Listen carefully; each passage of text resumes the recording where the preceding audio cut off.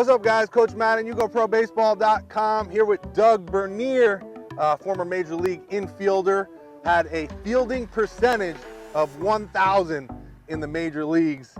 So when we're talking about fielding, this is the guy you want to listen to. He's also got a YouTube channel, Pro Baseball Insider, so check him out there. But he's going to share with us some fielding drills that he loves to do, and that can help you be a better fielder, right? Yeah, for sure. What you got? So, all right, so there's a couple of variations of the same drill that I like to use. I call them daily drills because this is something I will do every single day. And it always starts with me on my knees. So kind of to start, I'm gonna throw my glove to the side, I'm gonna throw the baseball to the side, and we're gonna use a tennis ball. Now, the reason I like using tennis balls is if you've ever tried to catch a tennis ball with a bare hand, it can be difficult at times. You have to have soft hands. You have to not be hard and like just, go after the baseball. You have to be able to, be relaxed with your hand. And so that's why I like to do it. So I get on my knees here and I have a partner throw me the ball. And what I'm working on is they're going to throw me a short hop and I'm just going to work on going through the baseball or the tennis ball and secure it.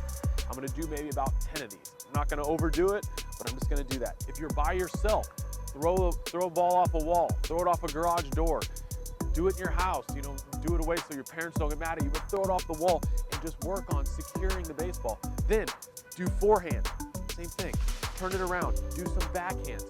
And just using a tennis ball with your bare hand, you will find that over time, at the beginning, the ball's not gonna stick. The ball's gonna hit and just fly out.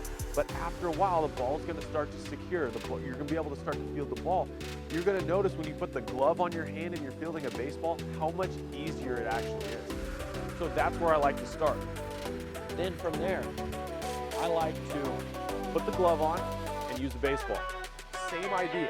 I want to have my, a partner or whatever, and I'm going to be up on my feet and I'm going to work on fielding through the baseball. I can do forehands, I can do backhands, but it's a way just to, it's a way to get a lot of reps in a short amount of time and make sure I'm doing it right. So those are the two things that I like to do just to get the day started. I feel like it's a good kind of hand-eye coordination, get everything working, and go from there. Those are awesome. One other one I like to do when you're down on your knees with a wall is actually have a guy behind you throwing it so you don't know where it's going and you have to react more to that ball. I really like the tennis ball one too because you have to be real soft with that. Yeah. Well, let me ask you this. When you were growing up, were you always throwing the ball off the wall, off of things? All the time. Like I set up I taped up my garage door, and I'd have targets, I'd be throwing balls off that thing.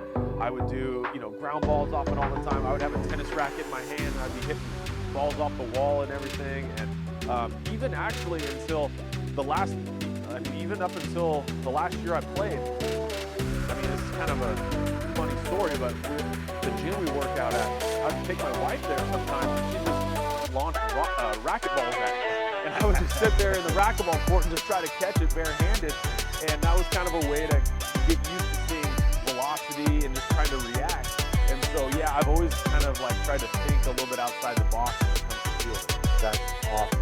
That is so cool. Yeah, my parents, I remember growing up would, my mom didn't want me doing stuff in the house too much, but my dad was like, just let him, throw him wherever, as long as I didn't break anything. Right. So if you're a parent, you got a young kid who's high energy and he's throwing balls all around, maybe just give him an area, one spot in the house that he can't really break anything, because I think a lot of baseball players are the same, always playing with a ball, just having a ball, throwing it around. Yeah, I think it's a good thing.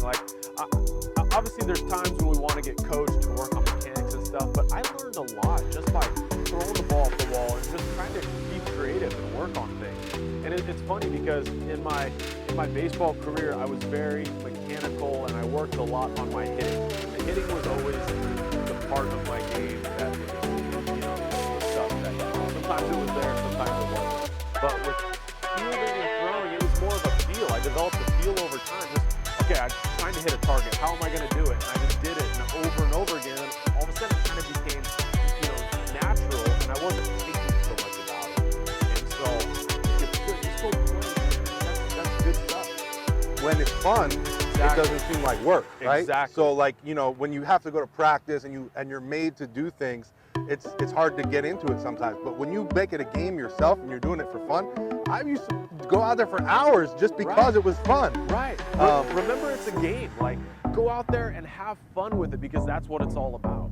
My dad and I used to play a game we called it errors, but it was just against the wall, and we would throw it as fast as we could and try to get it by the other guy. So like we would take turns. I would throw one, and you would have to chase it down wherever I threw it, field it. If you made an error, then I got a point. And then you would get it, throw it as fast as you can. I would try to field it. If I made an error, you would get a point. We played to, 21 or something, and we'd be there for hours, man. I remember my arm would be hanging after that. That's one thing you got to watch out for is throwing too many. But now you talked about going bare hand with the tennis ball, using the baseball with the glove. I see you got a mini glove on here. You have one, that's mine, but you have one similar at home.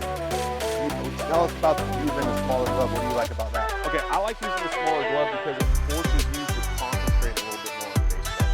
When you have just your normal glove, it's larger, so you can get away with some things, if you have some bad habits. With this, you got to be locked in or that ball is either going to squirt underneath your glove or it's going to kind of bounce out. So just the concentration level is a little bit higher when you have a mini glove. That's awesome. That's good stuff. That is good stuff. Thank you, Doug. Yep. Guys, if you want to follow more from Doug, check him out, Pro Baseball Insider. He's got some great stuff on YouTube and across the other social platforms. He's also got a great newsletter. I'll leave the link down below. You can jump on that. Some really good information down there. And check us out. Leave a comment down below if you got any questions about fielding or anything baseball related. We'd be happy to help try to answer those. If you like this video, thumbs up. Subscribe to Pro Baseball Insider and You Go Pro Baseball, and we'll see you guys in the next video. Thank you.